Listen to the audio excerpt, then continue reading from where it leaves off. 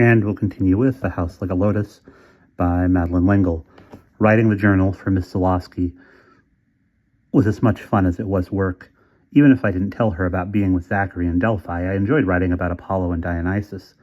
Max had shown me some sketchbooks she'd made in Greece, line drawings, not of the present, but of the past.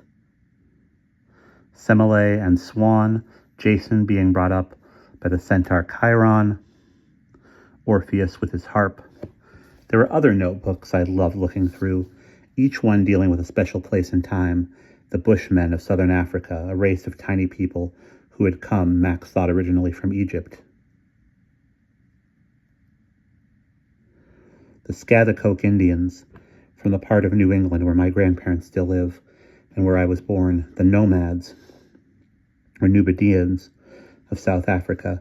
Max had not been familiar with Gaia, so I showed her some more pieces I'd written about the native Gaians. I didn't go into anthropology, just wrote about the way they lived, accepting some things from the 20th century, rejecting others. She liked my Gaian pieces, and so did I. It was, nevertheless, a complete surprise, the day she called and suggested I come over for supper, that she had something to show me. "Let's go to the bedroom," she said. I have a good fire going, and with the February nor'easter blowing, it's the warmest room in the house. It can be colder on Beniceid Island than in the Arctic. Where's Urs?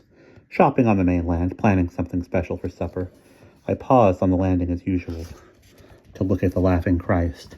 There was no way one could feel self-pity in front of that absolute joy. Even in laughter, the face reflected a tolerance and forbearance that made me ashamed of my own tendency toward judgmentalness. Max paused too. "I'm glad you like him." We went on up the stairs. The long windows in Max's room that led out onto the veranda were closed, and though we could hear the wind sweeping around the house, the fire was comforting. "What do you have to show me?" She smiled at me, the firelight bringing out silver glints in her eyes, then moved slowly to her desk and got an envelope, which she handed me. It was addressed to Polyhymnia O'Keefe, care of Maximiliana S. Horn. It had come from a travel magazine, not an important one, but still a real magazine, and they had accepted one of my pieces on Gaia.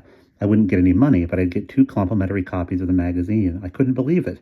Max laughed and took my hands and swung me around, and I saw an ice bucket on the stand near the fireplace.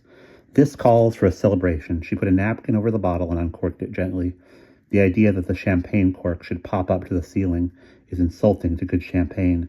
We lay on the rug in front of the fire, and after a while, Ursula came in and joined us. She brought a bowl of shrimp, which had been caught that afternoon, and some spicy sauce. It was lovely, one of the happiest times I'd ever known.